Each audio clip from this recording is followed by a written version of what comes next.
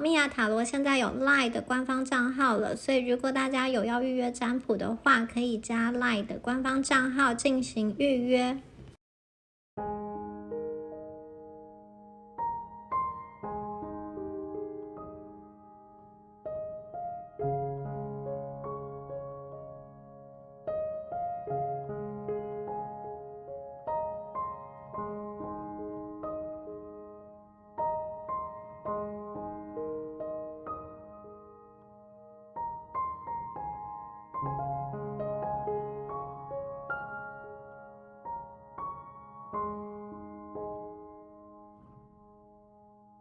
Hello， 选到第一组的朋友们，大家好，我是蜜雅。那我们今天呢要来看的主题是，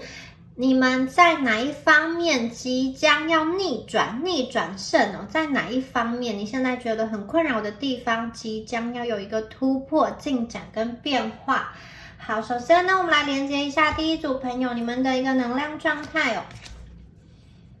好，看一下你们的牌哦。宝剑9，宝剑的公主。好，首先呢，我觉得第一组的朋友啊，你们有很多的事情，它好像正在压垮着你，很可能就是前期都是很多的小事，到了最后啊，真的就是一个无足轻重、压垮骆驼的最后一根稻草。可能有人觉得说，你怎么为了这样子的事情崩溃了？它看起来好像很轻，没有重量，其实是因为这一组的朋友，你们已经压抑太久，或者是委屈太久了。所以其实有的时候啊，宇宙想要告诉你，想要传达你的是，你们在这样子压抑累积的过程中，其实心里也有了一些毒素，这个毒素它需要去被修复。那这一组的朋友，我觉得也许真的是有某一次的崩溃，或者说某一次的你觉得你真的是没有办法承受的那个时间点，也让你静下心来，回头去想想，这个人生真的是你要的吗？有什么东西是可以去丢出去的？有什么东西其实不是那么的重要？人生只有短短4000个礼拜，如果说所有的时间都是别人叫你做什么，都是你被安排去做什么，那剩下的你留给自己的时间是不是真的很少了呢？所以这一组的朋友，我看到接下来第一个逆转就是你们的内心其实很强大。当你们可能真的崩溃过后，真的觉得自己好像没有办法去应付之后，你内心会产生一股力量，其实你们是内心强大的人，这个力量让你懂得踩刹车，懂得去止损，不管是在一段感情的止损、工作的止损，或者是说在某一个计划的止损，你们愿意去看，当某一个环境过于严峻严苛的时候，你让你自己停下来，而不是继续的冲，继续的让自己好像伤痕累累、精疲力尽，以至于到最后没有办法再站起来。这一组的朋友，我觉得你们内心很强大，因为强大，你们懂得止损，你们懂得把自己的精力能量保存起来，并且回头去看看你现在的这个身心状态，去给予你自己必要的支持跟营养，还有修复。因为你们内心强大，所以你愿意去面对自己内心的软弱、脆弱跟真实。有些地方我就真的达不到，有些地方我就真的不擅长，有些感情我就真的无能为力，抓也抓不住。所以这一组的朋友，宇宙其实想要告诉你们的是，你们真正的内心强大的体现，不是不认输，不是有着好像钢铁般的意志，非要往前进。你们的这个内心强大，在于你们视食物者为俊杰，你们能够去在必要的时候前进，不屈不挠，但是也在自己需要求助的时候，你会按下暂停；在自己真的没有办法去承受这个工作的时候，你懂得去为自己发声，或者是说让自己停下来，让自己转换一个环境。你们懂得去看见，如果现在这个环境你真的再也撑不下去了，那其实离开，换一个地方，也许它才是一个新的开始。有的时候你在这里待不下去，可是你在新的地方，也许你发展的红红火火。人的运势就是这样，你在这里不行，在那里会有新的一片天。所以这一组的朋友，我看见很多的你们真的是经历了一个人生中比较重大的打击事件，或者说很多的事情压垮你，就很多看似小的事情，很多人去要求你等等，到最后你真的觉得说好，你不要再去接收这么多人给你的意见，你靠你自己的力量去求助，你靠你自己的力量去修复。所以你们懂得休息，你们懂得停损，你们不会让自己的能量被消耗殆尽。这一组的朋友，接下来你们不用再独自承受所有的痛苦，可以把你心中的不如意，什么样子的情绪，我觉得你们是可以去疏通疏导，你是可以去求助的，你们会很有智慧的去处理你身边的身旁的，或者说你现在这个环境中给你的压力。这一组的朋友，接下来首先宇宙告诉你是你们绝对有余裕去修复你自己的身心灵。好，我们接下来再看一下下一张牌，权杖一。当大家自己修复了自己的身心灵之后啊，我们的权杖一出现了，代表说其实让你们前进的不是好像就是那一种我定下目标就绝对不更改，我就是一定要达到，至死不休，然后到最后可能真的是精疲力尽。你们不是这一种，你们懂得柔软，你们懂得好，有的时候这个方法不行，我们就换一个方法，或者是说我们就换一条路走，我们就绕一个弯走。你们这一组聪明柔软，懂得变通。接下来我看见你们知道人生时间的有限性，所以你们选择有些事情你就放下，你就放弃，你就不要了。有些感情，有些你觉得无望，或者说几率很小的一个结果，一个事件，好，也许这不是属于你人生适合的赛道，你可能试过了，那不行。好，你们就转换跑道，并且专注在你的下一个选择上。因为真的这一组的朋友，你们慢慢会发现一件事情，或者有很多朋友你们现在已经体认到，也许身边你有一些朋友，你的宠物，或者说你听到什么样子的一个消息，身边有些人生病，或者说可能离开之类的，就是有一些事件，或者是新闻事件，或者是就是说你常常在追踪的某一个部落客等等的。好，你去看到这些消息，我觉得你们心中会有很多的感悟，让自己的人生的优先顺序有了一个反省，有了一个重新被排序的过程。你不可能把别人要你做的每一件事情都做得完好如缺，在工作上处理完这些事情，还会有其他的事情进来。有的时候你们必须要去做出选择，有些东西你不需要去管，或者你没有能力去管，你不需要把所有的事情都揽在自己身上。这个是我觉得你们第二个逆转的力量，就是保护你自己的能力。因为如果你一直好像去完成，一直去努力完成这些待办事项，但是这些待办事项又像杂草一样，哇，你完成之后，明天又哇，全部都长出来。所以你们过去可能真的是精力就被这些小小的琐事给耗损了。好像你每一天这个加班工作的时间都比你自己的生命还长，所以有些朋友你们真的要在某一些地方要说不，而且你会发现，哎，说不也没有那么的可怕。你们不是超人，就是不用想说我就是要立刻很快去做那些别人给我的任务清单。接下来你们会选择去做自己真正想要做的事情，或者是说将你的精神集中在最重要的事情，先完成这件事情，其他的事情再慢慢的去突破去解决。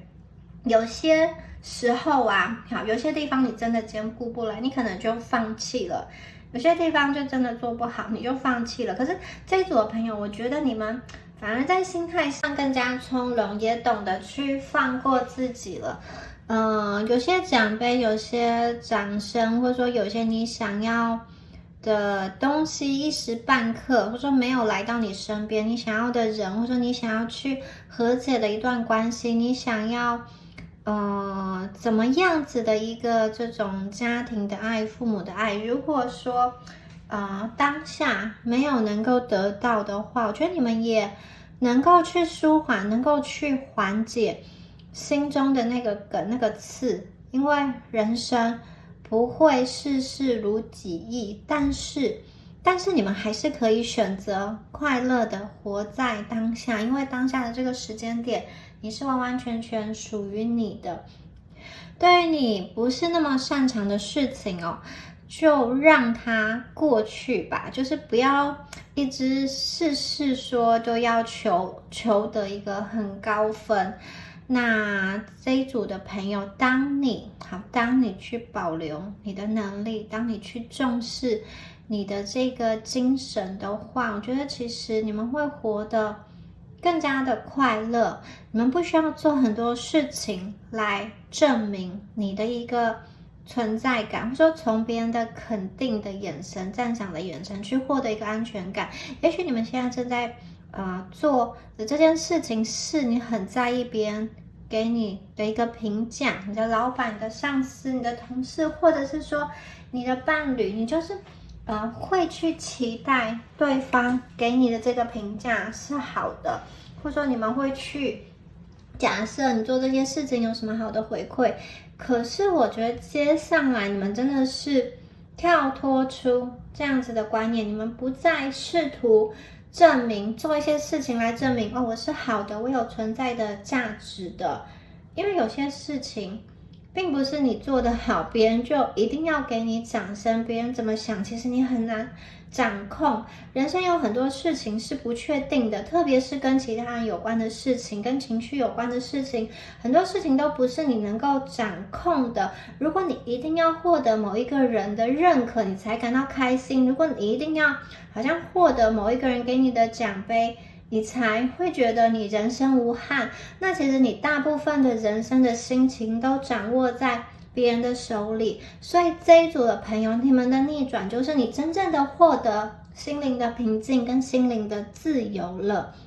你们不再受制于人。好，就算我这个地方犯了错，他给我一个不好的评价，那又如何呢？10年之后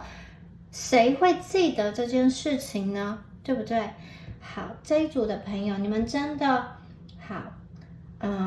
我觉得你真的自由了，在心态上的一个自由。有的时候，当你放弃这么多的期待，这么多的希望之后，你的内心反而获得真正的力量，你反而能够真正的活的，而且活得更加开心。有些事情的真相，你过去不愿意去面对，或者说你不愿意去接受，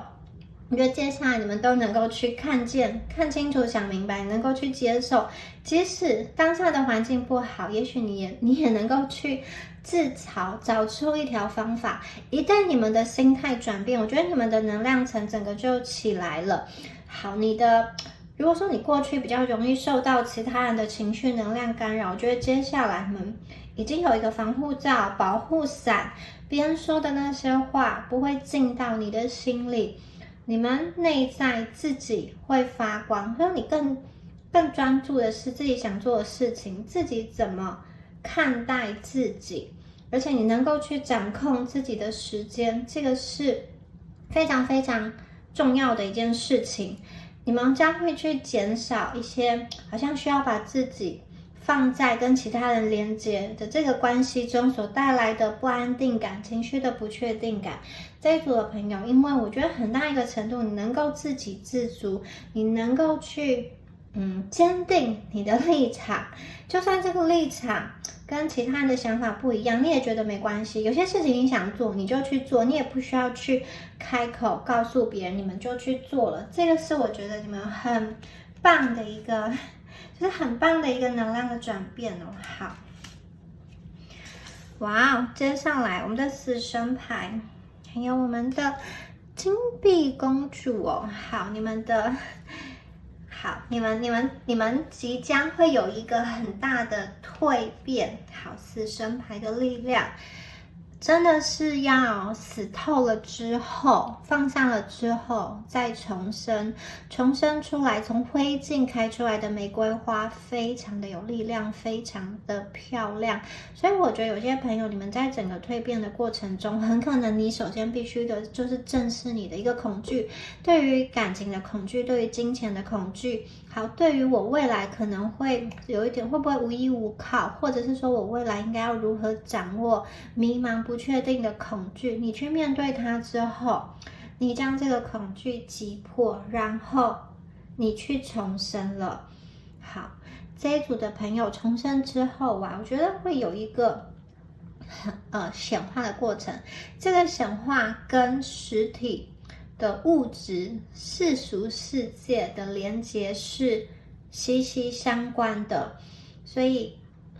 也许在过去你们有一些金钱的困扰，金钱的议题，当你内心坚强强大，或者说看见自己真的想要做的事情之后，其实这个金钱啊也会流到你身上，你们就是丰盛的源头。好，有些地方有些人，你们可能是在关系的一个重生，这个重生是我觉得你们不再会去面对一个双方没有办法解决的问题去争执，你也去意识到你的伴侣他也是一个人，他有他的思想的局限性，他有他的不完美，你去接受他的那个样子，你不再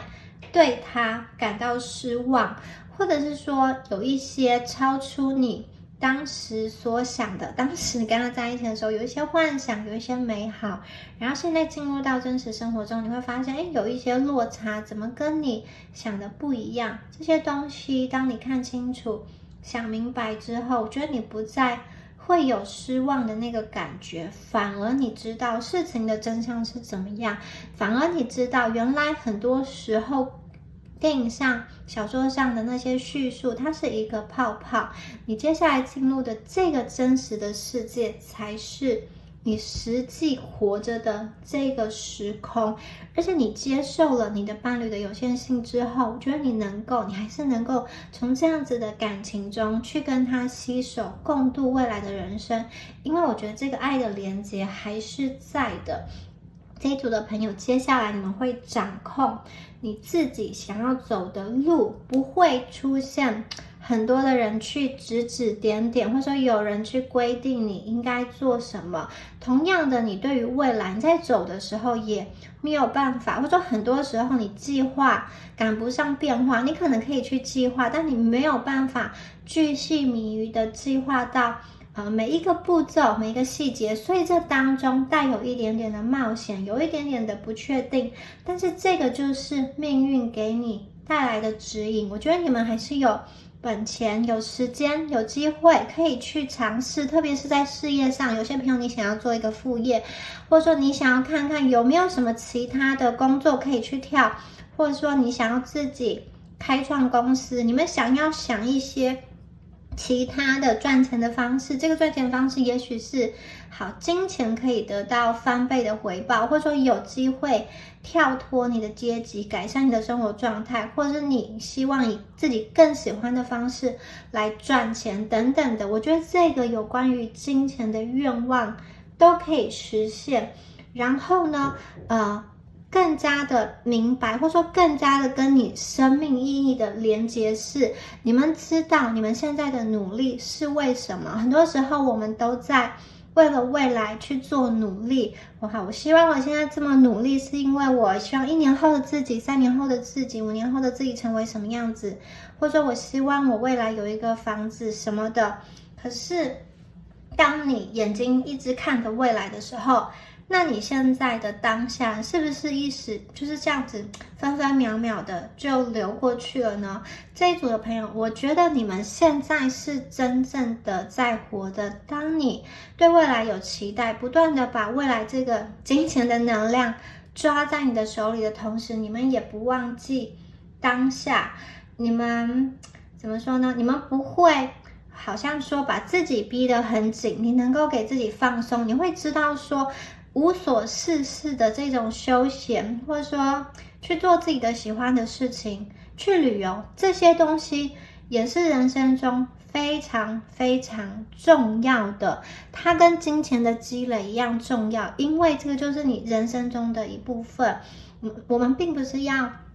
好像留一堆存款的数字到人生的最后一刻，而是希望尽心尽力的活的。你们的金钱，追逐金钱不是你们人生的目的，而是透过这个金钱来达到你想要的人生的幸福感。对，你想要跟你生命中的爱人有什么样子的连结。所以这一组的朋友，我看到的是你能够享受这些你显化而来的一个金钱，你能够给自己留一点时间跟留一点余裕，你能够去体会生命中当下的此时此刻。有些朋友，我觉得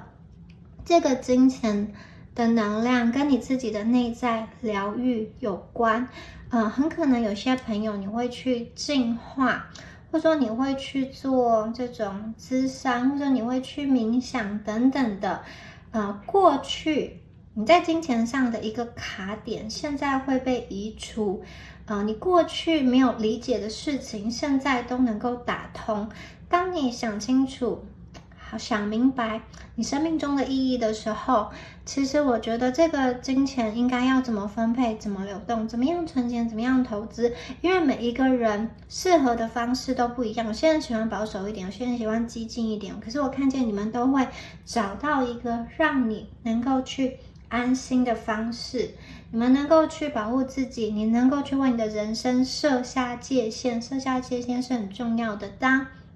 有人侵犯你，有人推了一些事情到你身上，你们能够勇敢的说不。所以我觉得你们的灵魂经历了过去的这些磨难，或者说在某一个焦虑的状况，某一个贫困的状况中去爬升，去奋斗等等的，或者说你们体验过人生中的一些失去，一些悲欢离合之后呢，我觉得你们的人生来到了一个新的一个层次。你们放过自己，原谅自己，饶恕自己，也饶恕了他人。所以你真的是完完全全的新生，完完全全的重生。你的生命中那一些被遗弃、被欺骗、被隐瞒的这样子的恐惧，这样子的不安定已经被移除了。接下来我看到的是你们心中只有平静，只有想要去体验，兴奋的去体验你还想要体验的人生，有趣的人生，好玩的人生。好，过去的那些经验，你会和他们和解，你会和你自己和解，这一些经验都成就了现在你的一个智慧哦。好，这一组的朋友，你们真的是对于自己，你跟你自己的关系越来越信任，越来越对齐，越来越靠近。再来看一下下面的牌。好，有些朋友，我觉得宇宙要给你们的一个大礼物、大惊喜，就是一个互相扶持的关系哦。你好像被某一个人，占有，你被某一个人占据，一个比较主动的能量，他要来照顾你、保护你跟扶持你。你就像孙悟空一样，你没有办法去逃出他的五指山，你被这一个人完完全全的占有、私有化。我说你的脸就是写着他的名字。好，他给你的爱，我觉得是有一点点霸气，或者说有一点点说好，我就是要你，我就是要跟你在一起，用心的经营这样子的感情。很多朋友你会看见感情上的一个落地，然后这张牌还有狗狗跟猫猫。所以，如果你们是有养毛小孩的，我觉得你会从你跟你的这个宠物的相处中得到非常多的爱，无私的爱，就是你会觉得你养这些宠物，并不是你在好像付出照顾他们，而是他回馈给你非常非常多的爱，他的眼里就只有你。有些朋友有这样子的能量，我觉得你们会被不管是宠物，或者说你周遭的这个爱你的能量，整个被疗愈了。好，接下来一样是在晚上，我觉得你们睡得非常非常的安稳，因为这组的朋友过去很可能因为你们有太多心理的情绪没有办法负荷，或者说你常常会觉得自己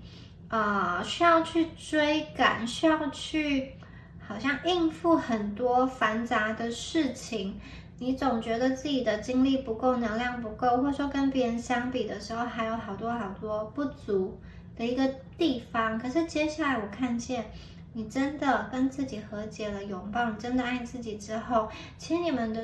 们的这个晚上会睡得很好，是微笑的，睡的是甜的，而不是还在烦恼一些明天的事情，或者说脸上常常比较严肃，比较紧绷。这一组的朋友，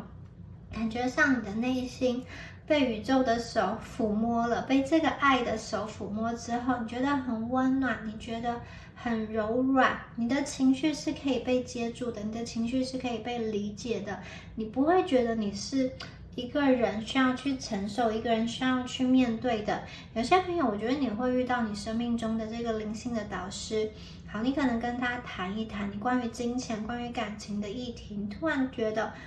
原来也有人曾经经历过我经历的事情，原来这件事情是可以这样子的面对。好，有的时候你在看你过去的这个伤疤的时候，虽然这个疤痕还在你身上，可是已经不影响你，不会痛了。甚至如果你不去看它，你都想不起来我曾经在这里受过伤。有些时候，好，有些你们的一些可能黑历史，或者有一些不想要让人家知道的这些过去，我觉得你们也不会，就是好像想要把这一部分隐藏起来因为你们已经能够去接受了，说出来其实也没有关系。对，好，有的时候过去很可能你们真的是有一些事情假装它不存在，假装没有发生，因为太痛了，你必须要假装没有看见身上这个地方在流血，你才能够走下去。可是接下来宇宙真的是告诉你们说，不用去假装，有就是有，没有就是有，就算有，它也不会再成为你的心头刺，它也不会再让你流眼泪。好，宇宙其实给你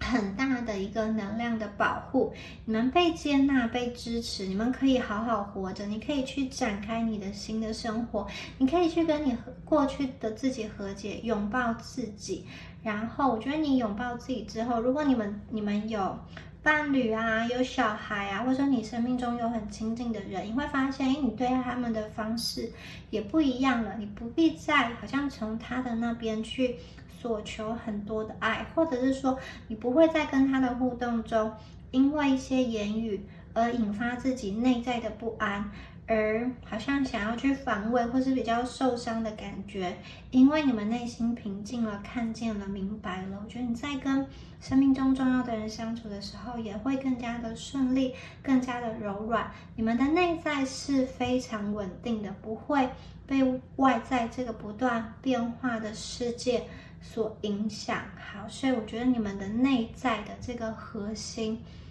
是你已经找到内在真实的自己，你的核心稳定下来之后，其实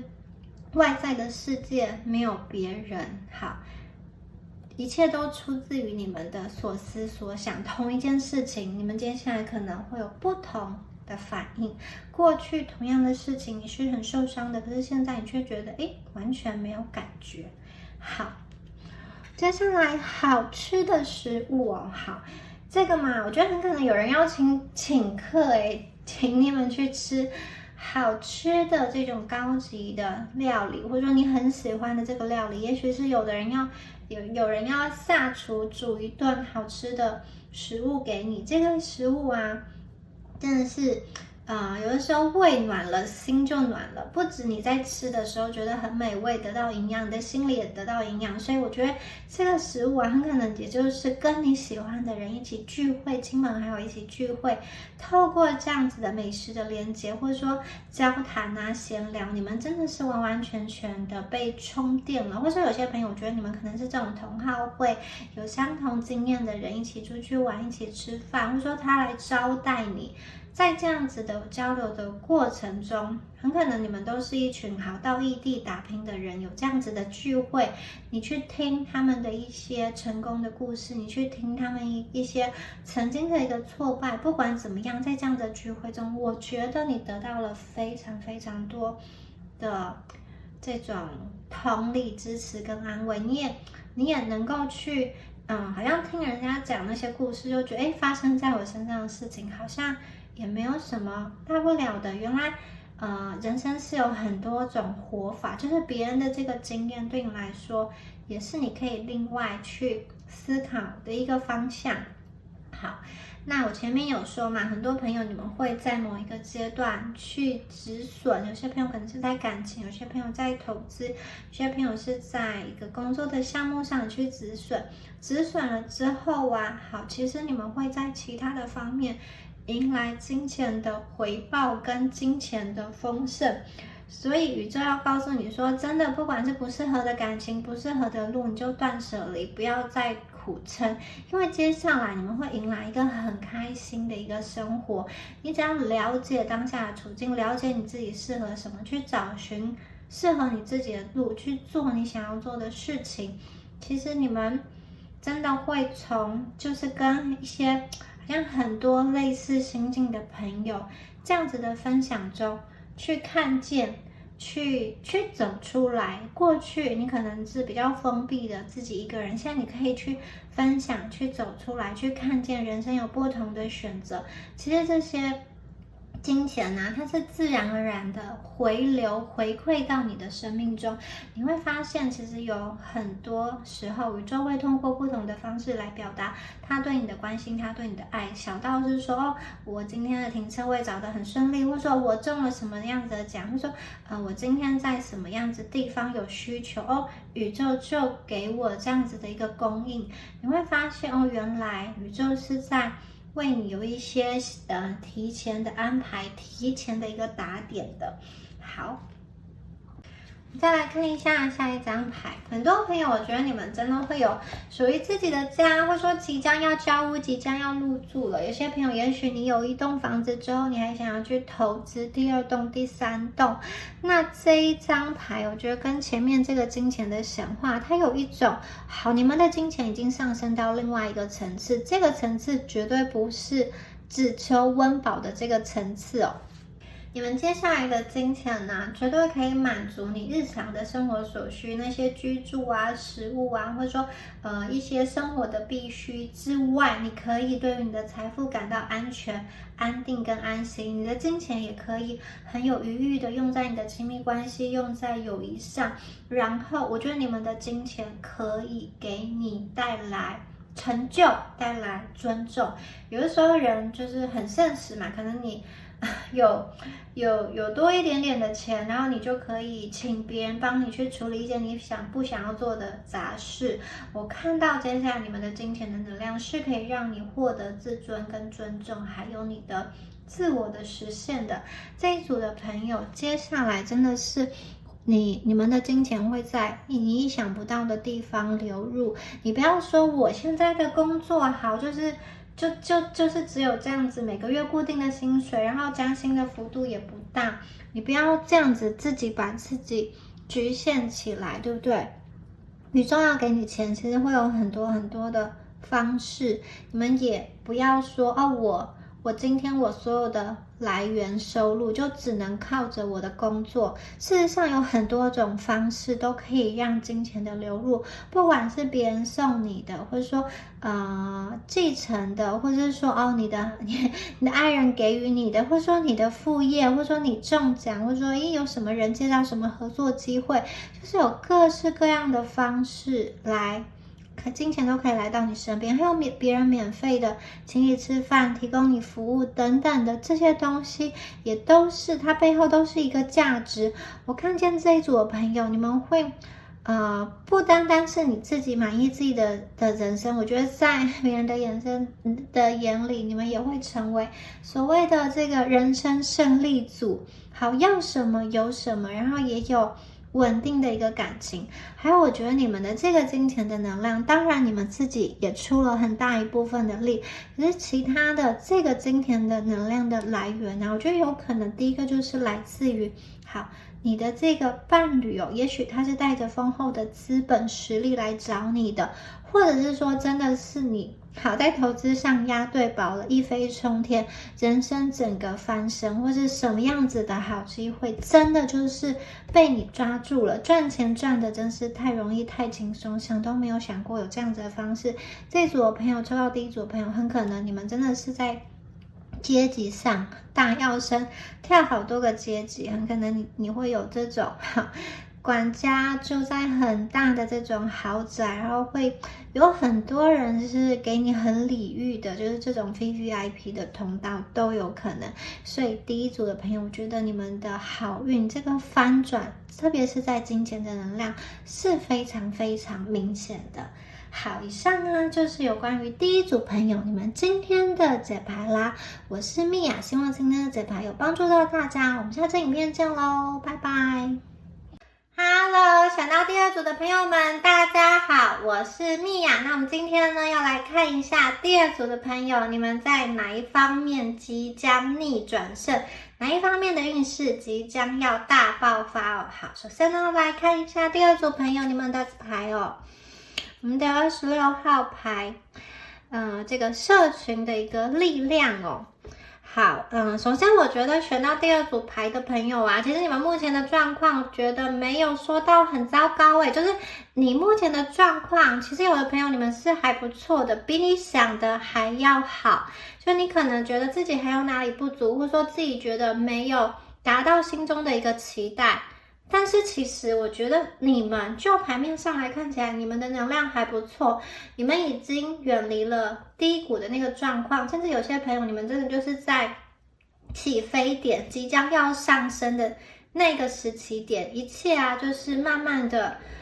往稳定发展，很多的资源都慢慢到位了。所以这一组的朋友，选到第二组的朋友，我觉得你们有点像是稳中求胜的能量哦，你们已经脱离那个最难熬的那个时期了。那接下来宇宙告诉你说，你们接下来并不是说一个人在这个人生的旅途中奋斗，我看到的是你们在一个团队中，你们在一个团体中，这个团体它是一个共好的团队，也就是说如果这个团队进步的话，你身为这个团队中的一份子，你也可以受益。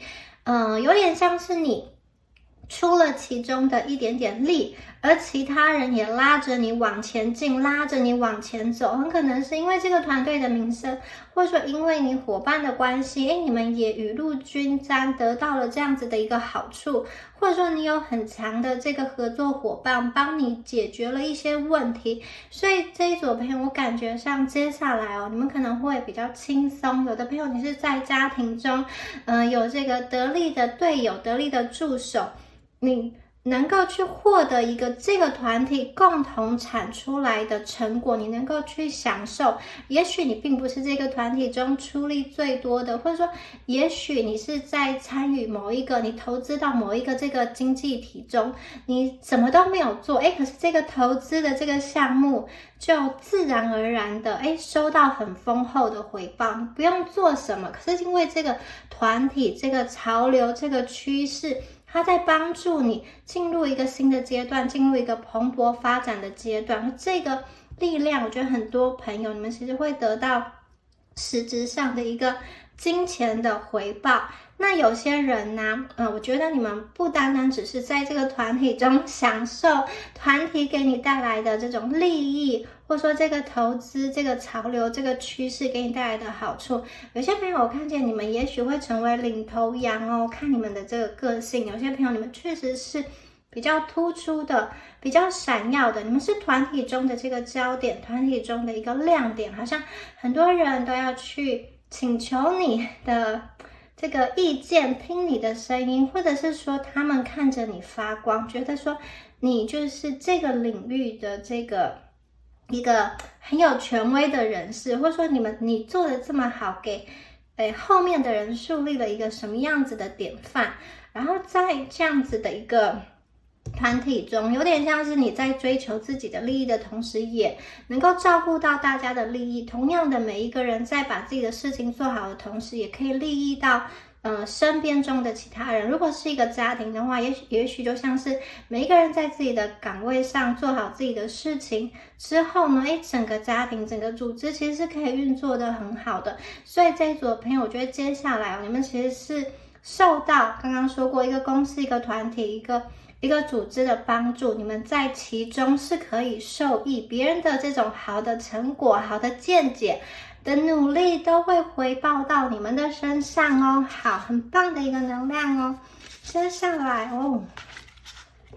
我看到这一张牌，我真的觉得第二组的朋友不得了，你们抽到的是维纳斯的花园。这张牌有没有很美啊？紫色、粉红色这种好像都可以闻到春天的花香，还有蝴蝶，很多的漂亮的芬芳的玫瑰都在迎面扑来。这一个香气，维纳斯的花园非常美，它代表的是一切安好，代表的是一个温暖的巢穴跟自我接纳。所谓的一切安好啊，代表说你们其实可以去休息、去修复。也就是说，我觉得有些朋友你们会进入到一个盘点的阶段，就是如果过去你身上有很多的事情，觉得就是有很多的责任让你没有办法去发挥你本来的创意，就其实你是有创意的，其实你是有很多点子，其实你有很多的想法想要去做，可是因为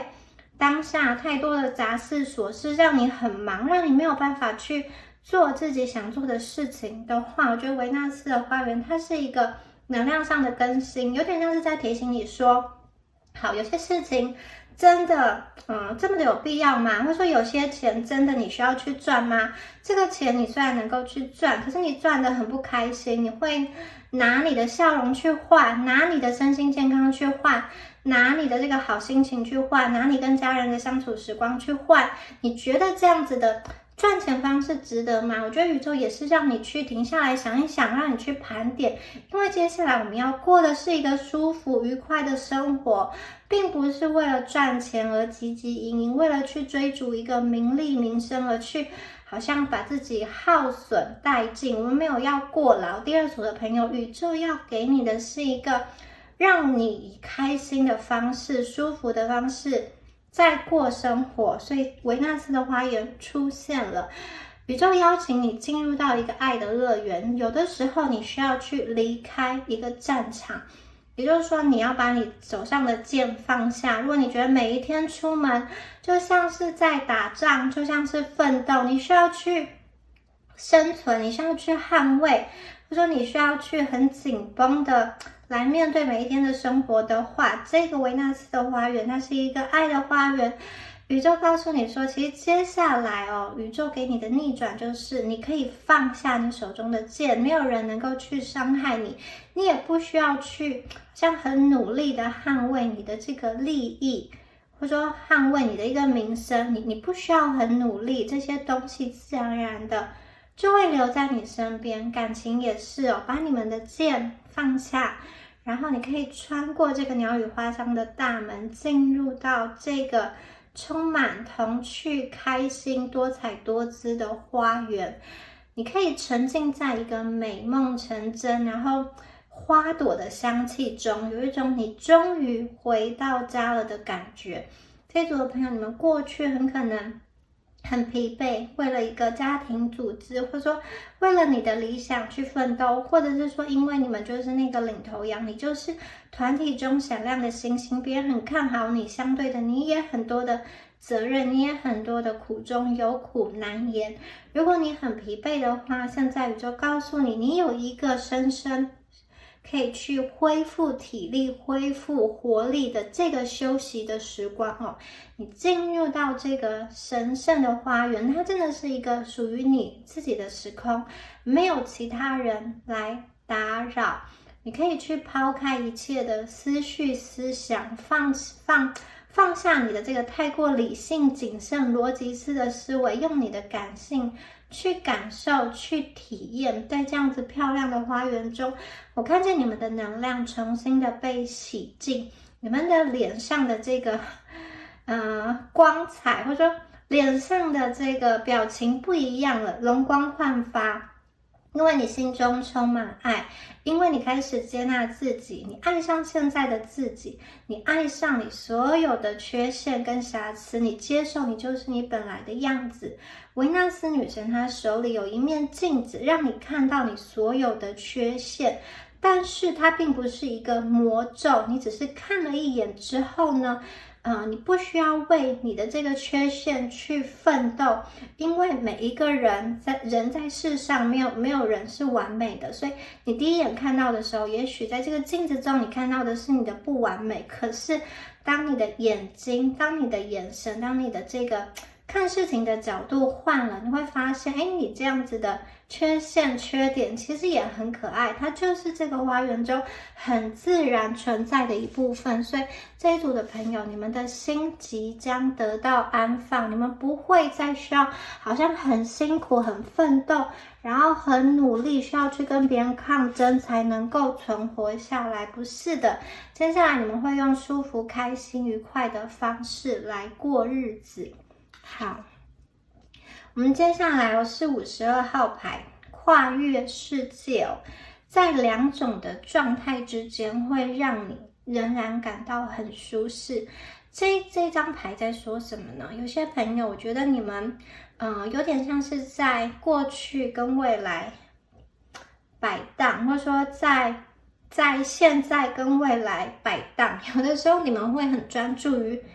眼前以后的一个目标，然后有的时候呢，你又很想要好去懒散一下，在当下就是完完全全的放空。这一张牌的能量其实在告诉大家说，你们其实可以找到一个平衡。你的过去你的记忆中也许存在了一些很美好的东西，很温暖的一些东西，这个东西其实可以继续的去疗愈你，你可以在过去的回忆世界中感到快乐，同时你也可以去期待你的未来，你的未来会有神机的光芒为你展现，你的未来会有非常具体的这个好运到来，来到你们的生命中。有些朋友，我觉得这个具体的好运可能跟你的这个考试运有关，或者说如果你们的升迁，如果你们的是要往上加一级薪水，往上升级的，它是需要一些好像测验的话，这个能量非常的好。我看到你们有点像是蓄势待发，你们有点像是这种爱内涵光，静静的储备自己，静静的塑造自己，而且不要跟很多人去透露说你现在进展到什么样子的一个程度。这一组的朋友在过去的能量跟当下的能量都会汇集起来，并且在你的未来去呈现很大的奇迹，很大的一个好运。因为你们一直以来都去听从你内心的一个坚持，你内心的一个原则。我觉得这样子的坚持，这样子的念头，这样子的想法，没有被其他人所好像闲言闲语而偏移，没有被其他人所干扰，你没有去听信其他人的杂音，你这样子纯粹的念头贯彻始终如一，会到最后这个能量它是一个光明的能量，它是一个爆发的能量，你们正在好像一点一滴的去重新塑造自己，一点一滴的去改变。当别人重新看到你的时候，会发现哇，你已经成为了更精致的版本， 2.0 版本、3.0 版本。对别人来说啊，他是觉得说哦，你怎么这么神奇，好像变魔法一样，整个人都不一样了。外表姿态，还有你所在的那个圈层，你所接触到的人，你的谈吐，真的都跟过去完全不一样了，就像是一个谜团一样，你怎么一日不见，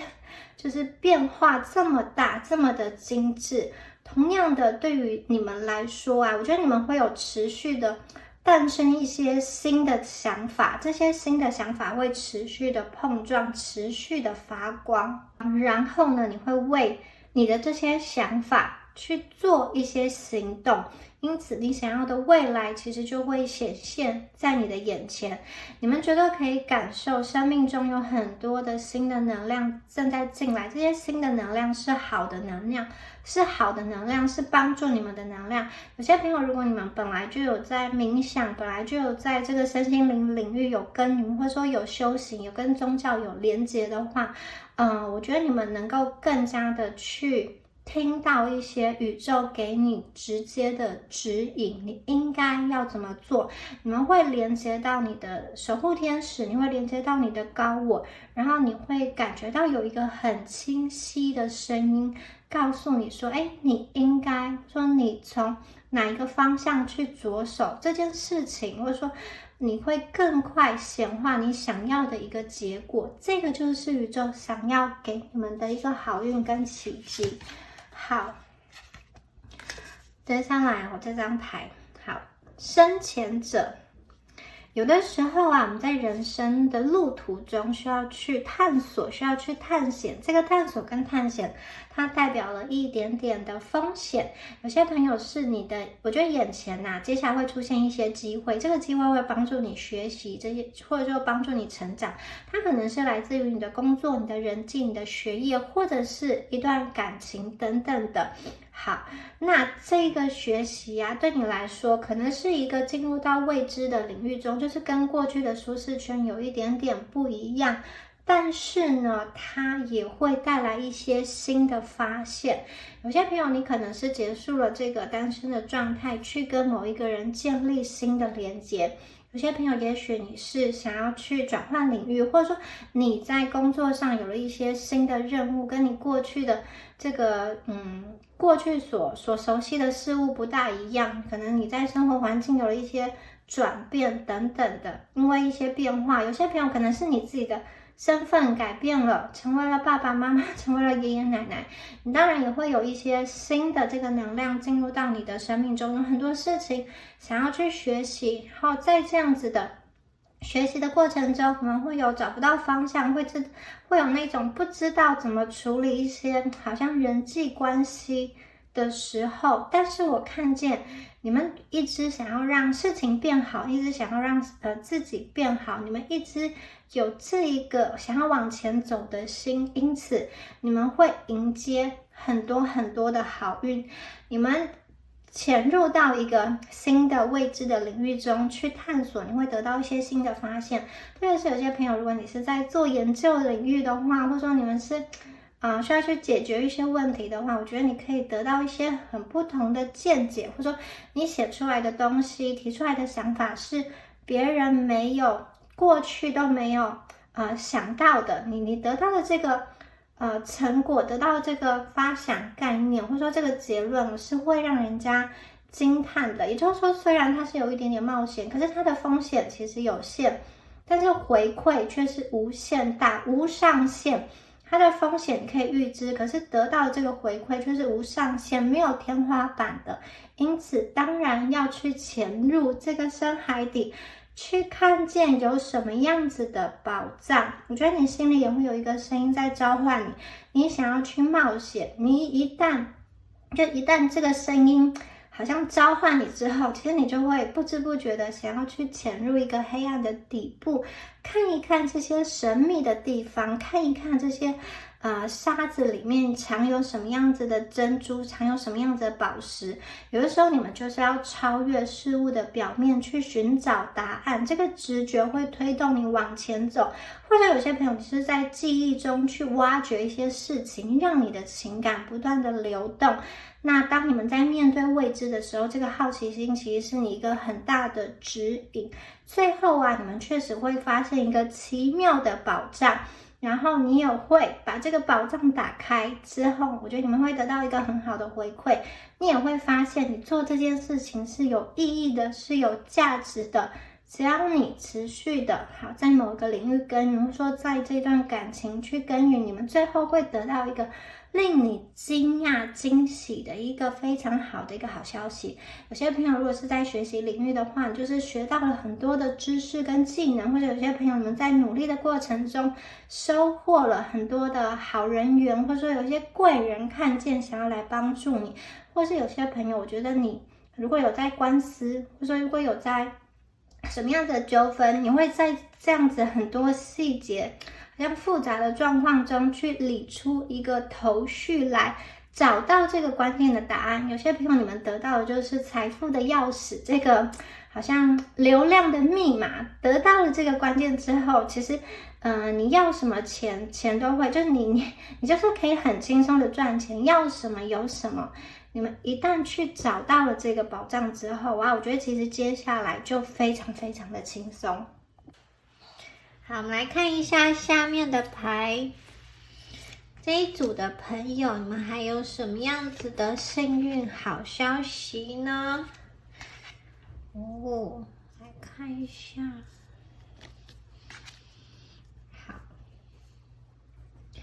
首先呢，我觉得你们呢会有很大的一个幸运点，这个幸运点是，你的好运是会扩大、扩展开来。你可能会借由跟其他人的合作，透过别人学习到很多，增广见闻，增加你生命的一个高度跟厚度。有些朋友你们可能是在学校中学习，有些朋友你们则是在这个社会中人情世故这个。职场中去学习一些事情，那你们呢也会在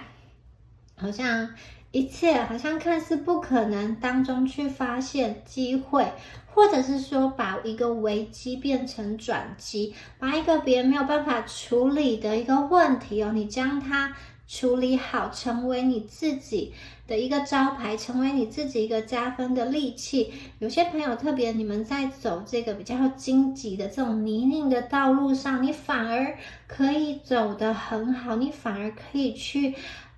长出跟别人不一样的一个见解跟勇气，或说出一番跟别人不同的这个人生道理。你们是可以化危机为转机，那会有很多人去喜欢你，同时也会有一些人可能会因为你太耀眼而去嫉妒你，但是没有关系你们只要去抓住一个核心点，就是你去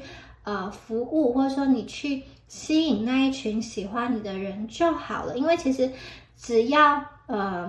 你只要人生有一个怎么说呢，只要你吃对了这个族群，或者说你只要有一个方法，其实就能够吃喝不尽，取之不尽，用之不竭。所以这一组的朋友，你只要好好的抓住或服务这个属于你的族群，或者说抓住这个强项。好，那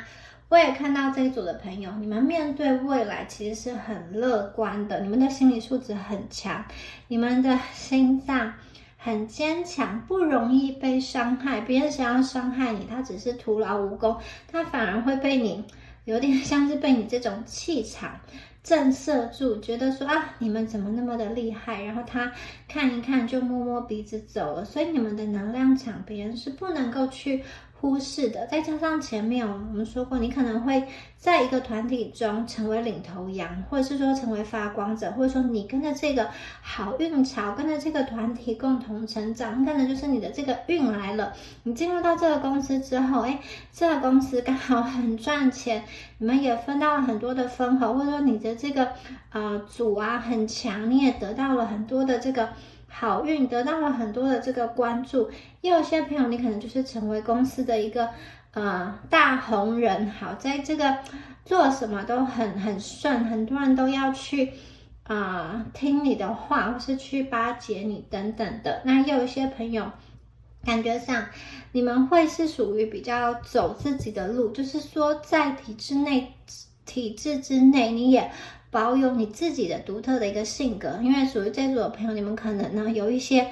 难搞的地方，或者说你有一些你自己知道的一些小缺点，就是别人不能够去踩你的点，或者说你有你需要去守住的一些底线。我觉得因为你的实力很强，所以你可以在某一个体制内有点像是既保有自己，又能够在这个体制内活得很好。你能够去表现出某一部分的自己，你不会完完全全的被这个组织同化，但你又能够去好像得到自身一个最大的利益。你知道走哪一条路是适合你，怎么样才能够为自己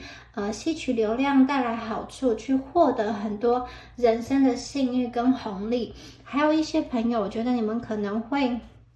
去建立一个很深厚的感情连接。有些朋友你是跟你自己内在的自我对话，那有些朋友你则是跟你自己的这个信仰做连接做对话。来到这个人世间，我觉得你会去想起你的使命，或者是说你会透过跟你的信仰灵性连接，跟你的灵魂家族做连接之后你会去听到一些来自守护天使的一个声音，或者是说你会遇到一群跟你志同道合的灵魂伴侣。因为可能过去你们很长一段时间是身边有人，但是感觉到孤独，就是没有那一种真正的朋友。那你心里可能也会有一种这种有一点点好像孤芳自赏，有一点点说别人不了解我也没有关系，就是我就是也是喜欢这种比较可以保守内心的生活，合则来，不合则去，没有必要说为了去迎合别人而去改变自己。所以这一组的朋友可能对你来说你们没有那一种真的很能够推心置腹的朋友。可是虽然没有朋友，其实也没有关系，也许你们心灵有其他的依归，其他的依靠，也许你可以找到一个心理安放的地方。同时你们没有那么多复杂的人际关系的同时，也代表说别人不能够真正的去影响你。所以这一组的朋友，我看见有一些阻碍你的人，伤害你的人，小人，这个能量会离开，留在你身边的人，我觉得他都是能够去，就像是你的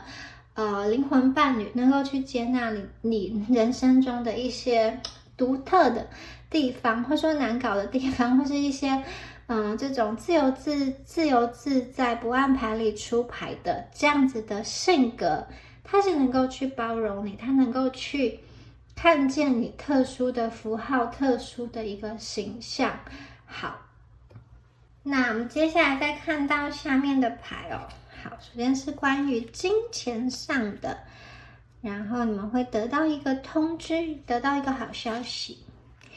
会有奖杯跟奖赏。我们现在看一下这几张牌。首先是我觉得关于金钱上你们会有一个比较强的这种吸引力法则的心态建立。可能过去你们在人际或者说在金钱上，如果有一些不好的信念，以至于你没有办法存钱，或者说没有办法达到自己的财务目标的话，现在我看到这个能量是完全不一样了。你们会发现到底是什么东西阻碍了你跟金钱做连接。可能过去明明有一个可以很赚大钱的机会，但是你内心却有一个声音可能告诉你说这个好像有钱人都是作恶多端，为非作歹，可能有一些对于金钱不好的经验，让你没有办法去抓住这个宇宙要赐给你的金钱运跟好运。所以我看见第一个就是你内在的能量被清理了，你能够去吸引到很多的财富，而且这个财富是让你能够感觉到快乐的。你们可以去感受到你真正渴望的事情是可以让你感到美好的。一旦你心中的这个想法，你脑袋中的想法改变之后啊，其实你的能量场就改变了。你会开始发现你是可以创造你真正想要的人生。你们的信念就是，你可以存下钱，你可以拥有很多钱，钱对你来说是轻松的、流动的。你们会从一些小地方开始，你是幸运的，你透过这些小小的金钱，你对这些小小的金钱来到你的生命中，你感恩之后，你会发现有越来越多的钱滚向你。所以对于你现在所拥有的金钱，去感恩，有更多的钱会来到你的身上。好，你们会得到好消息。首先，我觉得这个好消息也是你们自己吸引而来的。你对于你自己，你每一天看到自己的时候，跟自己对话的方式，或者说问自己问题的方式啊，因为前面有这个乐观的改变跟转向，代表说，我觉得有些朋友你们会开始想说，今天有什么好事发生在我身上？你们重新设定了自己的潜意识，或者说你会去想说，为什么我的生活可以这么的富裕，而不是为什么我没有钱，而不是为什么我过得这么不好。所以一旦你跟你自己对话的形式改变了，你以一个尊敬或者说以一个爱的形式来跟自己对话，来对待自己，尊荣自己，同样的宇宙也会回应给你同样的这个爱跟尊荣。你显化出来的这种行为跟外在的实相也是。这一组的朋友，当你开始重视自己，看见你自己的价值之后呢，你会发现其实你生命中很多好的东西，好消息就要来了。这个好消息具体的指的就是有些朋友你可能就是真的接到了什么这样的入学通知，什么样子的许可，什么样子的这个录取通知，或者是这个好消息可能是你的，我觉得它是一个比较正式的、官方的、跟法律有关的，你的官司胜诉了，或者说你得到你想要的结果。也有可能有的朋友是你的这种房产的这种签订啊，这种合约书。然后有些人可能是成立公司，或者是说跟某一个人签订合约。也有一些朋友是有关于婚姻感情的这个法律文件上的一个处理，带来了一个很大的好消息。那你们去观察自己的情绪的反应之后呢，你可以去感受到这样子的好事，它其实会吸引更多的好事。你会发现你其实是可以创造你喜欢的人生，在人生的各个方面都可以去迎来很多的快乐。接下来它是有一个你们得到了奖杯，你们得到了奖赏，而且你们站在一个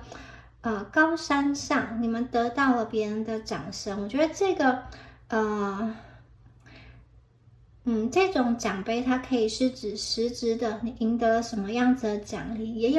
有一些朋友你们的讯息比较像是在内的，你得到内心很大的一个满足跟喜悦。因为刚刚说过，这些有一些朋友你是有在修行灵修的，你得到了，你开悟了，然后你得到了一个心中所想要的这个解答，对你来说就是你人生中的一个胜利。那对于另外一些朋友来说，这个真的可能就是学业，或是说的事业、金钱上很大的一个里程碑，你拿到了一个很棒的里程碑。好，接下来我觉得你们会有一个有点像是高级休闲的这样子的时光哦。而在这样子的时光中，你不是一个人的，你是有朋友或者说有爱人陪伴的。结合起前面的讯息啊，我觉得很多朋友其实你会跟你的爱人或者说你的重要的人一起去享受你们接下来的这个美好的人生。你们不只是享受而已，你们是可以同甘共苦的。有的时候你一个人面对虽然是可以面对，但是心境上比较孤独。你跟某一个人结合在一起，你们成为一个团队、一个组织，成为一个家，你们能够去负担的更多，你们可以拿到更多更好的东西。所以你们一开始的这一张牌就是你们其实是一个更好的能量。你可以跟某一个人一起玩，一起开心，一起分享彼此的金钱，同时也可以在彼此最困难的时候，互相的扶持，互相的信任，互相给彼此力量，成为彼此的一个避风港。所以我觉得这个牌意是非常非常正面的。也许是你的一群好朋友，你们可以分享彼此人生中的高光时刻、制高点。也许是你的伴侣带着财富、带着资源来分享给你，提供给你一个很棒、很舒适、很优渥的条件，也有这样子的能量。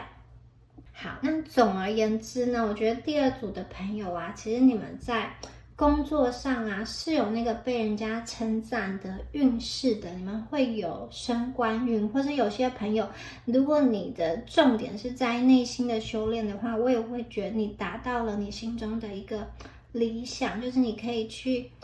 想通想明白一些事情。在这样子的这个过程中，在登到这个顶峰的过程中，你心里其实是快乐的。那你们在感情上啊，我觉得主要就是呢以柔克刚，然后如果说有一些人际关系的困扰，或者有一些比较你觉得棘手的事情的话，你们就不用太用力，有点像是借力使力，轻轻的把这个问题柔柔的推出去，四两拨千斤的方式去解决，不要太好像费尽全力去争斗，用一个柔软的方式，其实是能够去解决生命中比较大的一个难题哦。如果你现在觉得人生中还是一团乱的话，很快就要拨云见日了。然后这一组的朋友，这个钱绝对是存得下来的，甚至你会发现你的这个数字，这个存折啊，怎么看打开来，这个数字真的是让你很惊讶、很吓一跳的。然后在这样子的过程中，我觉得反而你心态更加的自由，你不再就是你知道你有能力达到这样的财富之后，你的心态更加的自由，你不再会被这些数字捆绑，而是你可以从你的这个事业中，或者说从你这个现在想要发展的兴趣跟专业中，真正的去体会追逐梦想的一个快乐，而不是很执着的再去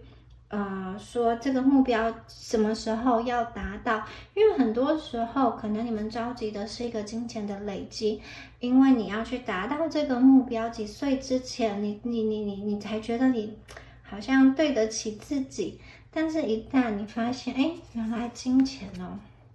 它的来源的方式很多，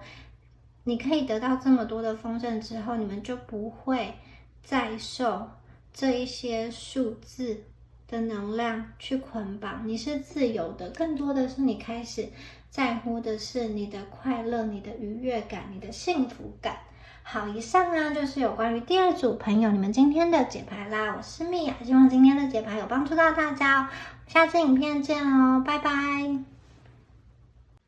Hello， 选到第三组的朋友们，大家好，我是蜜雅。那我们今天呢，要一起来帮第三组的朋友看一下，你们在哪一方面即将发生惊喜的转变，有什么样子的好消息，有什么样子的惊喜即将来临到第三组朋友你们的生命中。好，来看一下你们的能量牌卡。好，第三组的朋友啊，首先呢，好，第一张牌没有地方像家一样。首先我觉得读到的第一个很强烈的讯息就是你们的灵魂想要回家哦。你们的灵魂告诉你们说你想要回家。好，很可能有些朋友你从小就觉得人世间就好像是一场幻梦，你觉得你好像是一个旁观者，你常常会跳脱出来看待你跟你身边的所有的人，你会觉得这好像是一个故事，好像是一场戏。也有一些朋友，也许你现在已经获得了一个还不错的生活，可能你车子有房子，或者说你有一个不错的家庭稳定的工作，或是有一些朋友其实你在工作上小有成就，在物质上是不缺乏的之类的，但是你还是会觉得说你身边的一切啊，其实你有一些美丽的华丽的、闪耀的、精致的东西，你总觉得这些东西给你带来的快乐是短暂的，然后你会觉得说，你来到这个世界上好像，是一个探索，比如说你身边这些有血缘关系的家人，或者是说，你选择的配偶，或者说跟你有亲密关系的这个男朋友、女朋友，这些人，你有的时候会想，你跟他们在前世是一个什么样子的关系，之后呢，这样子的关系又会怎么样子的发展下去？很多时候其实你们在创造属于你的剧本，不管你今生体验到的是什么，我觉得接下来这组朋友你们会有一个很强烈的灵性的讯息，就是你要回家，这个回家就是你们要找到一个你真正喜欢的方式，开心的方式在过生活。因为我读到是有些朋友虽然你现在的环境还不错，或者说你正在往上爬，可是其实这个是一个很高度竞争的生活，然后也充满了压力。有的时候你会想说，这个生活你好像不是这么的完完全全的喜欢，但是又不得不选择这条路径，又不得不去走这一条路，因为你觉得好像放弃了有点怪怪的，或者说大家都在这么做，大家都在玩这个游戏，你不玩好像很奇怪。可是接下来我觉得你们很强烈的讯息就是你要找到你自己内心的平静，不是别人，而是属于你自己内心真正的幸福跟快乐。首先就是我看到你们内在会选择无条件的去爱自己，无条件的去了解自己，很可能是你每一天早上起床刷牙洗脸，在镜子面前你看自己，你多看自己一眼，然后把这个微笑的能量传达给自己，对镜子中的自己笑一笑，或者说称赞自己今天的发型、今天的皮肤等等的，给自己一些鼓励。你们会开始跟你的灵性团队做连结，或者有些朋友你们现在已经在连结了，并且我觉得你们心中会慢慢的可以开始区别说，什么是来自你大脑的声音，什么是来自你高我，来自你守护天使的一个讯息。而且这里的牌卡是要你去信任你听到的一些声音，其实你当下觉得不可能，或者你当下觉得这个声音是可以去信赖的吗？其实如果你确认过这个是你的高我守护天使要传达给你的，请你去信任，请你去下载，请你去接收这样子的讯息。那同时宇宙也会帮助你隔绝很多很多的杂音，有点像是当你们像小鸟一样飞到高空中的时候，你看待的视角视野就不一样了。当你走在路上的时候，也许你会看到一些地上有垃圾这个人在跟那个人吵架，或是说塞车等等的。好，可是当你飞到高空中，当你展翅高飞的时候，你看到的是同样的人，同样的街道，但是你的体验、你的感受完完全全的不同了。你不会再听到那些噪音，不会再闻到那些汽车的这些废气，你不会再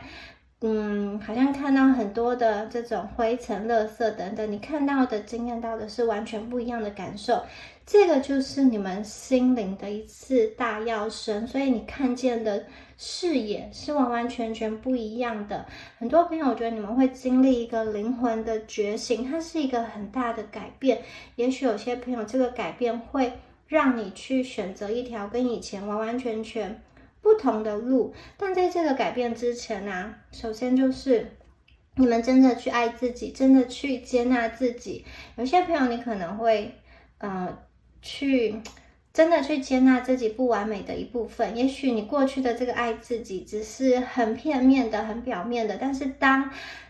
事情就是当遭遇了某一些不好的事情的时候，你第一个念头又是反省自己、批判自己，或者说想要去为自己多做辩解等等的。有的时候当外界质疑你，或者来了一些不一样的声音的时候，这个时候就是一个很好的时间点去检视你们是不是真的爱自己，真的能够让自己的内心平静。我觉得接下来你们是真的可以做到的，你们不用去汲汲营营的去辩解，因为你知道你是谁，你知道有的人他就只是喜欢贴标签，或者说有的人他其实对你发出的不满是因为他对自己不满意。我看见这一组的朋友你们也开始去看见自己不同的面向，开始用一些肯定句去转换原先自己不接纳自己的那个能量有一些朋友你们更深层的进入到灵魂层次的清理，有一些创伤开始被疗愈了。当那个能量动起来的时候，其实你会发现这个疗愈来得很轻松。有些朋友你会透过冥想、运动，或是说你去做你喜欢的事情。当你在做你喜欢的事情的时候，那个能量是很迷人、很热忱的，而且你会觉得时间过得很快。你们在这个世界上开始可以用一个更高的视角去看待这一切，你开始能够在当下所处的这个环境找到一个心灵安放的所在。所以如果过去有一些朋友你们的意识中被植入了一些不好的信念，或者说过去的某一个创伤的事件持续的在影响你，或者是说原生家庭中关于男女关系、关于感情，或者说关于好像对你的评价，有一些东西，如果它持续的在啃食着你的心灵之后的时候，我看到你们的灵魂深处已经开始做清理，开始做疗愈了。你们内在的这个病毒要被抓出来，然后要被解决了。你内在的程式可以去改写。当你去改写你的程式之后，你会发现有一些课题，或者说有一些人，有一些类似的情境不再重复的出现，因为你们已经完成了这个课题，因为你们已经毕业了。同时这个清理它也是一个你要先去看见才能够清理，所以你必须我看见你们接下来就是你会先去看见你的创伤，你要去承认你的痛，承认你的创伤，让这些难过的事、伤痛的事浮出来，才能够做疗愈，然后清理。清理完之后，其实就是爱会流进来，你们越来越能够去好像对于自己的能量感觉到非常的有觉知、敏感，或者说你会觉得跟谁在一起，跟哪些团体在一起，或者说做什么事情的时候，你内心特别的感到平静，特别感到的喜悦，你们会多多的去做这些事情。同时你也会在人生的优先顺序上，你会把时间这个最宝贵的资源优先留给自己，而不是排了很多待办事项。有些事情真的没有那么重要，我看见你们会先去照顾自己内心的健康、外在的健康、情绪的健康跟心理的健康，你们不再会去忽略自己的需求。同时你们也懂得跟一些能量吸血鬼去划清界限。我觉得这一组的朋友，一旦你们的信念改变、心态改变，其实你外在的这个实相的变化其实是很大的。即使你人处在同一个环境中，可是你会发现这个彼此能量的一个关系，彼此的地位已经不一样了。而且有些朋友我更觉得，当你内在改变之后，你们真的可能会被这个能量、新的能量引领到一个新的更适合你的地方。这个地方是你的灵魂想要去指引你看见，让你觉得舒服的，像家一样的所在。还有些朋友可能你们会去做梦，或者说如果你最近有做梦，然后在梦中反复出现什么样子的场景，或者说什么样子的人，很可能也是你的内在在提醒你，也许你跟某一个人需要去恢复一段关系，或者是说某一些人在梦境中反复的出现，其实是要提醒你，你必须要跟他划清界限，要看你们做的是什么样子的梦，也有可能在这样子的梦境结束之后，宇宙会在适合的时间点，让你跟某一个人重新的和好，重新的去连接，重新的去恢复关系。还有一些朋友，你在清理完自己的内在之后，你会发现，跟某一个人，你重要的人的这个原先的对立、原先的冲突被瓦解了，被缓和了，你曾经担心的事情，现在已经顺顺的被解决了。好，再来看一下下面的能量哦。所以我觉得这组的朋友，你们很多都是跟灵性、跟高我、跟你们的指导团队有关的一个讯息哦。大家真的要好好的去聆听自己内在的声音。你们会从一个受害者的意识中脱离出来哦。好，你们不会再假装安全、假装幸福。可能很多朋友，你们遇到事情的时候会觉得说，怪东怪西，都是因为谁造成的，都是因为我当初不小心误信了他，选错了人，或者说都是因为大环境怎么样。当你们这样想的时候，虽然可能这个代表了事实，部分的事实，可是同时你们好像也被困住了，你们没有办法去逃脱，好像任由时间一点一滴的流逝，任由这个情绪之海把你们淹没。所以呢，其实我觉得这一组的朋友，你们将来说你们已经快要去找到自己的力量了，你找到自己的力量之后，你就会进入到一个崭新的高度的平静、喜悦跟和平的能量中。你找到你的力量之后你会发现其实你人生是有选择的，你在人生生命中是有很多可以去探索，很多可以去体验的。有的时候你们不必真的只能待在一个地方做这些有限的选择。有些朋友你觉得你没有办法走出去，很可能是因为你的心魔，你会觉得说可能走出去之后面临的是一个未知的世界，或者说你好像战斗的很辛苦，然后也投入了很多的成本，如果现在放弃的话，之前累积的一切是不是都没有了？或者说你现在不继续撑下去，是不是就是说你不够勇敢？其实有的时候你不愿意去跳脱，也是把自己的门关起来，对不对？如果你们持续的在一个令自己不舒服的环境中打转，这个是不是也是一种不勇敢去面对自己的内心，逃避自己内心真实的渴望呢？这个是宇宙给你的一个讯息。大家要知道，你们人生的方向盘上能够去握那个方向盘的人，其实只有你自己。所以呢，既然你要为你自己的人生负全责，你们要自己来选择自己想走的路。你接下来要走什么路，都必须要去经过你内在的一个允许跟认同。你们不能够把这个好像人生的方向盘交到别人的手上，你必须要把自己的生命跟人生摆在第一优先的位置。还有这组的朋友有一个讯息，你们一定要听进去，健康是很重要的，没有健康，再多的财富、再多的名声、再多的声望都没有用，你们一定要先好好的照顾自己的身心灵健康。如果你凡事都以别人为优先，凡事都把自己的情绪摆在最后，太过在意别人的评价的话，久而久之这样子的压力其实会压垮你的身心灵。你们真的要开始去看见，去学习，把自己放在最优先的一个位置。好，你要首先关心你自己。如果有些朋友当前的环境真的很不友善，你不必为了去完成一个不友善的工作，什么事情都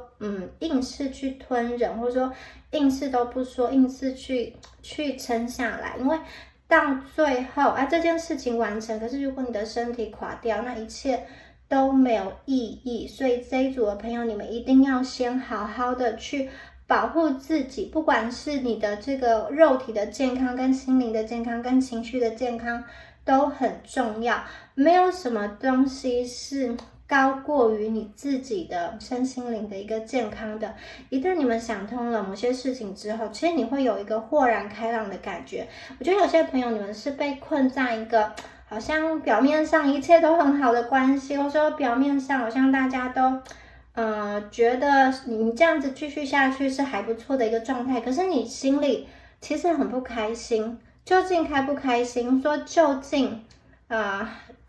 如人饮水，冷暖自知，就是你究竟心情的状态是怎么样，其实只有你自己知道。所以你们真的要为自己做选择，不会说人生只有一条路。就算你离开了这间公司，离开了这个组织，离开了这个人，或者是说嘿，你当下想要先暂时休息一下，其实都没有关系的。你们的前方会有另外一条新的路可以走，你们的前方会有属于你们的幸福的。好，会有一个很大的转变发生哦。家人、朋友，你的灵性的指导团队其实很明确、很清楚的在指引你，你必须要常常的跟你的灵性团队做连结哦。好。一样是内心的平和，内心的和平，内心的和平对第三组的朋友来说很重要。还有你们必须要常常的跟你的高我，跟你的守护天使对话嘛。你可能有些朋友，你可能会觉得我都听不到高我的声音，我都听不到指导灵的声音。其实你要常常的去跟他连接，找他聊天，这样你们才会越来越熟悉，他才会像你的一个很熟悉的好朋友。当你召唤他，当你需要他的时候，他才能够跟你快速的连接上。有些朋友我觉得很明确的兴许是你们会走出一个隧道。当你现在还在一个隧道的时候，因为很暗，看不清楚怎么走，怎么努力，其实都没有用，都是伸手不见五指的。所以接下来这个转变就是你的世界会出现光。我觉得有些朋友你们会找到你人生中的一个使命，跟你觉得有意义的事情，然后这件事情可能你不需要所有的资源到位才去做，而是你有了一个念头，有一个想法，你就开始去做了。也许呢，你是想要去开一个频道，或者说你想要去创一个副业。当你有这个概念之后，你可以先就是试着去公告，试着去尝试，你会发现一旦你先就是你不用所有东西都准备好再去做，你有了一个初心，有一个蓝图，你就可以去做了。然后在这个一步一步的达成的过程中，所有的资源都是慢慢的会到位，会以一个意想不到的方式，巧妙的宇宙会帮你牵线。也许你就是需要这个人给你什么样子的帮助，也许这个人是你好久没有联系的人，或者是说他是你社群媒体上的一个朋友等等的，你们就会透过很神奇的方式去完成一次美好的合作。好，所以这一组的朋友，你们真的要去相信你内在的一个声音哦。有些朋友我觉得你会去解锁你自己人生中的里程碑，你会去明白过去发生在你身上的事情，它并不是一个磨难，并不是一个惩罚，而是为了让你的灵魂到达更高的一个升华。你接下来不会再去羡慕别人，也不会再去嫉妒别人，因为你做自己就很开心，因为你做自己就觉得这个就是你人生想要去的地方。你不会想要去跟别人比较，你不会去希望去坐上别人的位置，或是想要把别人从某一个位置拉下来。我觉得你们内心真的是非常的平静，因为你找到属于自己也是适合自己的路。这一组的朋友，我觉得很多时候当你开始疗愈，开始清理之后，你内心原本很模糊看不清楚的东西就会变得很清楚，有一些问题的解答就会浮现。然后呢，很像是在这个考卷发下来之后，你内心马上就有了答案，很清楚很明了，而且你会觉得我这个答题非常的完美。宇宙会透过各种方式来告诉你，然后你们过去那个一直重复的，或者说让你很痛苦，让你一直陷入受害者模式的那个情节已经被打破了，不会再去进入到这样子的一个循环中，你们接下来会收到很多的祝福。这个祝福有点像是帮你突破你人生中一次又一次的里程碑，你可以去改写自己的剧本，你可以去活出最适合、最怎么说呢？最适合你的那个版本的自己。我觉得很多朋友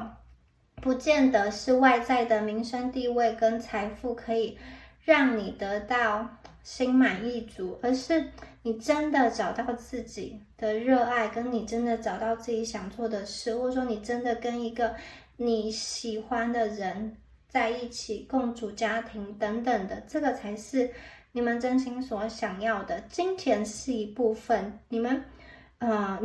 的金钱会在适当的时候去到位，或者说去帮助你完成你想要做的事情。可是你们绝对有比金钱更高的一个追求。过去很多朋友，你们真的是在一再的挫折，或者说反复的无助，反复的就是努力又没有成功的这样子的循环的过程中，有一种习得无助感，甚至长时间下来，你们可能会为了去逃避压力而不想要再做很多的努力。其实你们有的时候真的要去看看你生命中的其他的选项，特别是已经到了危害你身心灵的这个地步的时候，你其实是可以去切断那个枷锁、那个锁链的。好，有些朋友你真的是要给自己休息一阵子，或者是说放过你自己，你可以去看这个世界有很多的选择，而且这个选择的力量，还有选择权做出决定的那个源头，其实来自于你。你一旦做出不一样的选择之后，其实我觉得你们一旦行动之后，你内心的不安跟恐惧就会瓦解。可能你在还没有做出决定之前，内心有好多的想法，可是你一旦真的去行动之后，你会发现，其实有另外一条路是可以很快乐的，或者说有另外一群人，他们活的方式不见得是你本来预设的，其实会有人生有很多很多的活法，你会有很多的新发现、新体悟跟新看见，你会知道说这个世界其实是很宽广的，有的时候带着一点不安跟未知向前进是没有关系的，但是你只要想象之后的你，3年之后的你，5年之后的你，其实你们是可以活得非常非常幸福，非常非常平静的。好，接下来再看到下一张牌，哇，下一张牌好棒哦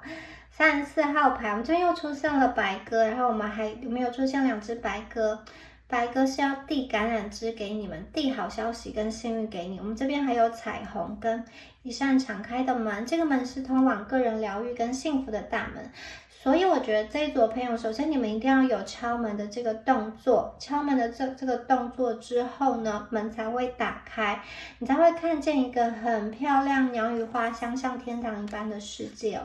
你们不要觉得说过去发生在你身上的事情是一个诅咒，不要觉得说你明明也没有做一些不好的事情，为什么总是遭遇到这些不好的下场？是不是宇宙要玩你，要弄你？其实不是这样的。一旦你好像从这个过去的经验事件中学习之后，其实你就毕业了，就不会再发生了。接下来你们就是要跟自己内在的直觉去对齐，去校准你们的频率哦，你们的频率真的很不一样。过去的事件是为了让你学习成长，甚至是为了让你去做出一些不必要的，就是不得不的一个去清理，把一些东西清理干净，或者说把一些能量排除走。当你去遭遇了很大的一个痛苦、挫折跟打击之后，你可能才会真的是痛定思痛的去做出一些改变，或者是说你才明白说你不要再承受这样的痛苦，你其实要选择一个快乐的生活，对，你们要选择一个疗愈跟幸福的一个生活。这一组的朋友，我看到真的是能够自发性的疗愈、自发性的修复，你们的内心会获得很多的安定，然后很多的欢笑，这些担忧的能量已经正在慢慢的减少，而且我觉得你们会找到人生中的一个真相。你发现呢，这个真相能够对你就是能够对你产生很大的启发，很大的影响力。你们的生命是有非常多创造的能量哦。对于你来说啊，其实就很像是，当你明白之后，你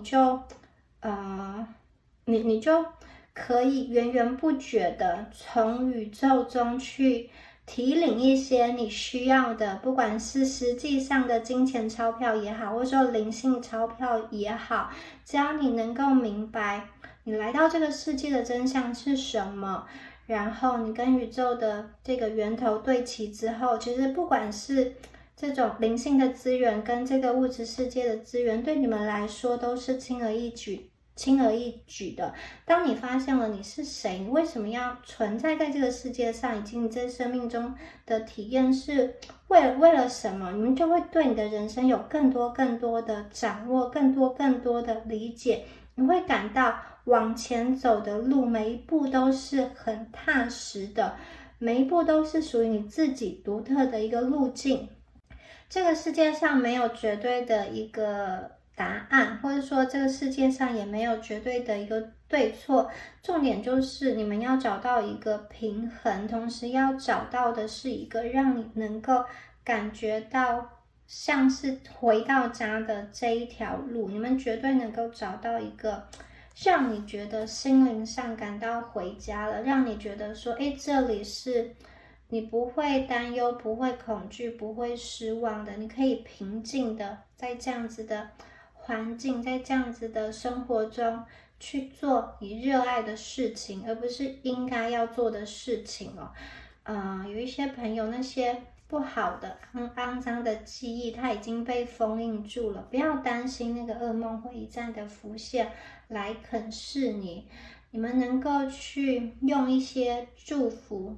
或者说祝福的能量去疗愈你自己。同时啊，我也看到你们会因为内心被爱充满，你也可以去给出很多的爱，付出很多的爱到你身边的人。你们真的会去看懂人生中的一个真相真理，看得清清楚楚，看得明白白，你就会知道过去为什么这个人要在某一个地方出现，或者说为什么在生命中有这个卡关，有什么难关哦。当你看懂了之后，你内在躁动不安的心会平静下来，你不会再去问为什么，你也不会再去责怪。相反的，我觉得你们真的是会把更多的精神完全对准集中在做你觉得能够幸福跟疗愈的事情。有些朋友你可能是艺术创作，有些朋友是看书，有些朋友是这个爬山、音乐、跳舞，或者说各种不同的方式，或者说在大自然中跟大自然连接等等的。好，透过常常就是固定的去做这些事情，固定的去做你喜欢的事情的时候，它其实也就是一个疗愈的发生，它其实也就是让你可以更直接的连接到你内心的声音，倾听到你内在的感受。你们身体的感受是很直接的，所以大家要好好的去倾听你内在你的身体现在的反应是什么，是害怕，是紧张，还是放松呢？好，接下来再看一下我们的最后2张牌。第一张牌就是你们真的要好好的照顾自己的身体，还有要给自己一个空间。我觉得这个空间有点像是在某一个地方完全的，你就是收集你所有喜爱的东西。好，也许有你喜爱的宠物小猫咪，你的照片，你最喜欢的一些这种小盆栽啊，或者说很漂亮的旅行买回来的一些纪念品、杯子什么的，在这个空间中就是都是放满你喜欢的东西，让你进到这个空间就觉得好舒服、好开心。然后同时啊，你的身体它是一个神圣的圣殿，你真的要好好的去爱自己的身体，爱你的每一寸肌肤，喜欢你的好像身体的每一个部分，用欣赏跟爱的眼光去看你自己，说去练习称赞你自己。你们真的这个能量是不断的在蜕变成一个更高版本的你自己。然后生命中有一些很美好的记忆会留在你的生命中，你要去听见，你要去尊重你身体给你的一些反馈跟讯息。我觉得这一组的朋友，好，接下来你的能量会变得很轻盈哦，有点像是从一个让你觉得很危险的一个状况，进入到一个你觉得很平静、不用担忧的一个状况。没有人能够去控制你，没有人能够去骚扰你，没有人能够去压制你。你在你的这个好像私领域，或者是说在这个公领域中，你们都过得非常的充实哦。好，这一组的朋友，请你要去倾听自己的声音，不要等到自己的声音这种心灵好像被压到一个极致的时候，才去爱自己，才去看见自己。好，第三组的朋友，如果你们现在有什么事情哦，就像刚刚说的，你们要去敲门，你要去求救，你要去释放出这样子的讯号，不要把所有的事情都藏在心里。如果你藏在心里，然后一个人不断的去想，只会让你的眼界越来越小，或者说把自己越来越受困在一个小圈圈中。其实我可以看见未来的你们真的是非常的幸福，所以大家不一定，或者说真的不需要留在一个你觉得看不见未来的一段关系，看不见未来的一个组织中，或者说看不见未来的一个选项中。任何事情都是有机会改变，或者说任何状态它都是有一个能够去突破，或者说能够去重新选择的。任何事情它都是有转换的余地，它都是有改变的余地的。对你们来说，那个时间点其实不是已经错过了，而是现在当下你就可以去做出选择。你不要觉得说你们现在已经错过最好的时机，没有办法再去做一些什么，或者说你就只能默默的配合。其实不是这样子的，因为你未来是一个很平静、很和平的这样子的能量，所以我感觉到是这一组的朋友，你们真的会去勇敢的做一些事情，你真的会去找到属于你自己灵魂的一个归处。好，宇宙的能量同时也在帮助你，只要你去敲门，只要你去敲门，这个门绝对会为你而开，通往个人与幸福的大门。我觉得这个就是你自己内在平静之后，你的外在也会充满了支持着你、爱你的人，跟你连接。有的朋友真的是灵魂伴侣会来到你的生命中，因为这个疗愈跟幸福并不是一个人，而是有另外一些人、一群人，或者说有一个你们的灵魂伴侣相伴在你身边，给你这样子爱的能量的。好，以上就是有关于第三组朋友你们今天的解牌啦，我是米娅，我们下次影片见喽，拜拜。